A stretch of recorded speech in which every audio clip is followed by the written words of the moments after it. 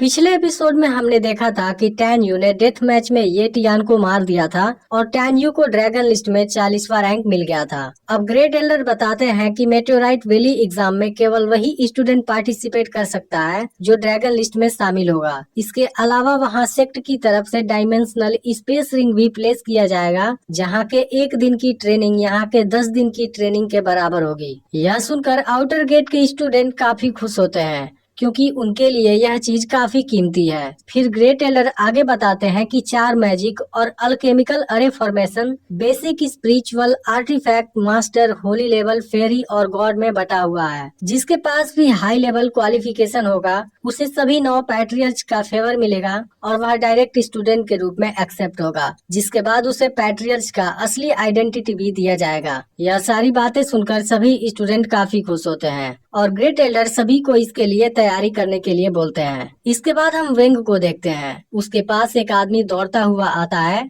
और उसे एक लेटर देता है। फिर वेंग उस लेटर को जैसे ही पढ़ता है वह तुरंत ही टैन यू पर गुस्सा हो जाता है, क्योंकि असल में वह लेटर वेंग के कजिन क्वांजी के मौत के बारे में था, जिसे टैन यू ने सेक्ट के सिलेक्शन कंपटीशन में मार दिया था। अब वेंग तुरंत ही टैन यू को सामने से घेर लेता है और उसके गुस्से को देख टैन यू पूरी बात समझ जाता है। इसके बाद वेंग टैन यू को लाइफ एंड डेथ एरिना में चैलेंज करता है। तब इस पर टैन यू कह देता है कि मुझे चैलेंज करने वाले तुम कौन होते हो। यह सुनते ही वेंग और भी गुस्सा हो जाता है। इसके बाद वह टैन यू पर अटैक करने जाता है, लेकिन टैन यू उसके अटैक का सामना कर लेता है। फिर वह कहता है कि ड्रैगन लिस्ट में तुम्हारी रैंक 9 है, लेकिन मुझे तुम्हारी पावर कुछ खास नहीं लगी। अब तुमने अपने जीवन की सबसे बड़ी भूल कर दी है, इसलिए मेटेओराइट वैली एग्जाम में मरने के लिए तैयार रहना। इस पर वेंग भी टैन यू को दर्दनाक मौत देने की धमकी देता है और वहाँ से चला जाता है। फिर मेंगई टैन यू से वेंग के पावर के बारे में पूछती है। तब टैन यू बताता है कि वेंग मुझसे बहुत पावरफुल है। इस पर मेंगई कहती है कि तुम्हें तुरंत ही कल्टीवेशन प्रैक्टिस शुरू कर देनी चाहिए। अब मैं भी कुछ समय बाद फीटल सोल रिल्म के लेवल पर पहुंच जाऊंगी और हर कदम पर तुम्हें प्रोटेक्ट करूंगी। दूसरी तरफ सियाओ अपने मदर की आखिरी निशानी टूटने की वजह से काफी रो रही है। यह देख उसकी junior wrong wrong tan you को भला बुरा कहने लगती है, लेकिन तभी सियाओ उसे शांत कराती है और कहती है कि इसमें टैन यू की कोई गलती नहीं है। तब इस पर रोंग रोंग कहती है कि तुम अभी भी टैन यू को ब्लेम नहीं कर रही, इसका मतलब है कि तुम टैन यू से प्यार करती हो। तब सियाओ कहती है कि अब इस बात से क्या फर्क पड़ने वाला है, टैन यू पहले से ही मेंगई के साथ है। फिर रोंग रोंग कहती है कि टैन यू मेंगई की असली सच्चाई नहीं जानता। मेंगई ड्रैगन बैटल में अपना हार नहीं मानना चाहती थी, इसलिए उसने अफवाह फैलाया कि तुमने उसके ड्रिंक में ड्रग मिलाया था। मेंगई ने जरूर टैन यू से तुम्हारी बुराई की होगी, जिस वजह से वह तुम्हें इग्नोर कर रहा है। इसके बाद रोंग रोंग टैन यू को मेंगई की सच्चाई बताने के लिए जाने लगती है, लेकिन सियाओ उसे ऐसा करने से रोकती है। फिर भी रोंग रोंग उसकी बात नहीं मानती और टैन यू से बात करने चली जाती है। रोंग रोंग टैन यू से अकेले में बात करना चाहती थी, इसलिए मेंगई खुद ही वहाँ से हट जाती है। तब रोंग रोंग टैन यू को एक जगह पर लाती है और बताती है कि सियाओ तुमसे प्यार करने लगी है। उसने आज से पहले किसी लड़के को इस तरीके से ट्रीट नहीं किया था, लेकिन टैन यू को इस बात से कोई फर्क नहीं पड़ता और वहाँ से जाने लगता है। इसके बाद रोंग रोंग मेंगई के बारे में गलत बोलने लगती है, जिसे सुनकर टैन यू काफी गुस्सा हो जाता है और उसका गला पकड़ लेता है। वह कहता है कि अगर तुमने फिर से मेंगई के बारे में कुछ बोला तो तुम्हें यहीं मार दूंगा। तब रोंग रोंग टैन यू को समझाती है कि सियाओ ने ड्रैगन बैटल में मेंगई को कोई भी ड्रग नहीं दिया था। मैं सियाओ के बारे में अच्छे से जानती हूँ, वह ऐसी इंसान नहीं है। रोंग रोंग बताती है कि सियाओ टियान सियाओ माउंटेन के पास रहने वाली एक गरीब लड़की थी, जो एक एल्डर को भूख से तड़पती हुई मिली थी और उन्होंने ही सियाओ को सेक्ट में लाया था, जहाँ मैं और लियू रुलोंग उसके साथ रहते हैं और वह एक अच्छे दिल वाली इंसान है। तुमने जब से उसकी जान बचाई है वह तुमसे प्यार करने लगी है। यह सुनकर टैन यू थोड़ा सा हैरान हो जाता है। इसके बाद टैन यू रोंग रोंग को लियू रुलोंग के साथ अपनी दुश्मनी के बारे में बताता है, जिसके वजह से वह सियाओ से दूर ही रहना चाहता है। फिर टैन यू कहता है कि अगर सियाओ हमारे झगड़े के बीच में नहीं आएगी तब मैं उसके साथ बिताए हुए पल को जरूर याद रखूंगा। इसके बाद टैन यू यहाँ से चला जाता है। जब सियाओ को इस बारे में पता चलता है तब सियाओ और ज्यादा दुखी हो जाती है। वहीं आज टैन यू ने अपने हाथों से डिनर बनाया होता है, जिसे सुजियान भी इन दोनों के साथ एंजॉय कर रही होती है, लेकिन फिर वह इन दोनों को अकेला छोड़कर चली जाती है। जिसके बाद टैन यू मेंगई को किस करता है। फिर टैन यू मेंगई से कहता है कि जब मैं पावरफुल हो जाऊंगा मैं तुम्हारी मदर को बचाने में हेल्प करूंगा और उन्हीं के सामने तुम्हें प्रपोज करूंगा। इसके अलावा टैन यू उसके फादर का भी बदला लेने के लिए कहता है। इन सभी बातों से मेंगई काफी इमोशनल हो जाती है। फिर टैन यू मेंगई से पूरी स्टोरी बताने के लिए कहता है। तब मेंगई बताने लगती है कि 9 पावर्स, 3 बड़े सेक्ट और 4 बड़े डायनेस्टी हैं, जिनका नाम Huangfu holy dynasty, Tuoba holy dynasty, Nangong holy dynasty और टैंगजुन होली डायनेस्टी है। आज से 8 साल पहले टैंग योंग सेंग ने हमारे सिटी पर अटैक कर दिया था और मेरे फादर को मार दिया था, लेकिन मैं किसी तरह बचकर वहां से टियांग सियांग माउंटेन में भाग आई थी, जहां मुझे एल्डर मिले थे और उन्होंने मुझे स्पिरिट फीटर रिल्म के चौथे लेवल पर देखा था और फिर तभी से मैं सेक्ट के अंदर हूँ। तब टैन यू मेंगई से प्रॉमिस करता है कि वह टैंग योंग से भी जरूर बदला लेगा। फिर tan you Tang Yong Seng के ओरिजिन के बारे में पूछता है।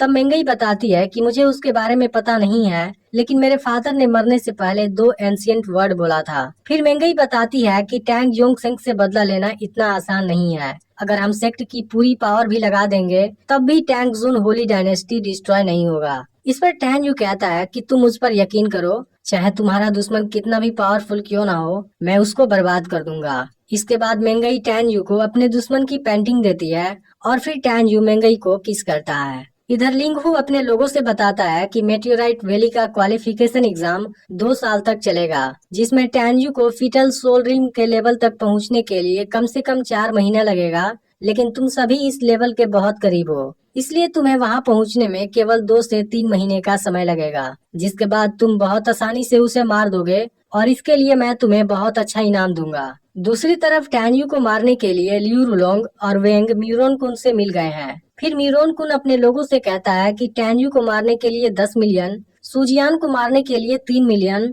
और मेंगई को जिंदा पकड़ने के लिए 10 मिलियन लो ग्रेड वाली स्पिरिट स्टोन मिलेगा। अब अगले दिन ग्रेट एल्डर सभी को एक मैप देते हैं, जिसमें मेटेओराइट वैली के एग्जाम एरिया का मैप होता है। वह बताते हैं कि एग्जाम एरिया एक हाई लेवल वाली फॉर्मेशन सर्किल से घिरा हुआ है, इसलिए तुम सभी फॉर्मेशन के अंदर ही रहने की कोशिश करना, क्योंकि उसके बाहर तीसरे लेवल वाले खतरनाक मॉन्स्टर मिल सकते हैं। तभी टैनयू ग्रेट एल्डर से पूछता है कि क्या आपको कभी उस एग्जाम एरिया से ड्रैगन गॉड का अवशेष मिला, जिस पर ग्रेट एल्डर कहते हैं कि मेटेओराइट वैली टियानफा कॉन्टिनेंट की गहराइयों में है। हमारे लोग हजारों साल से उसे खोजने की कोशिश कर रहे हैं, क्योंकि उसके मिलने पर हमारे एंसेस्टर की पावर रिकवर हो जाएगी और हमारा सेक्ट फिर से पावरफुल हो जाएगा। अब टैनयू समझ जाता है कि ड्रैगन गॉड और दोनों ड्रैगन डीमन के अवशेष फॉर्मेशन के बाहर ही मिलेंगे। तभी मेंगई बताती है कि एग्जाम एरिया 5 हिस्सों में डिवाइड है, जिनका नाम sunset forest, ancient barren valley, इवांग लेक टेम्पल, सियोंगसेन गॉड पैलेस और रुइंस सिटी है। मेंगई बताती है कि टाइम टनल हमें मेटेओराइट वैली में अलग अलग जगह पर भेजेगी।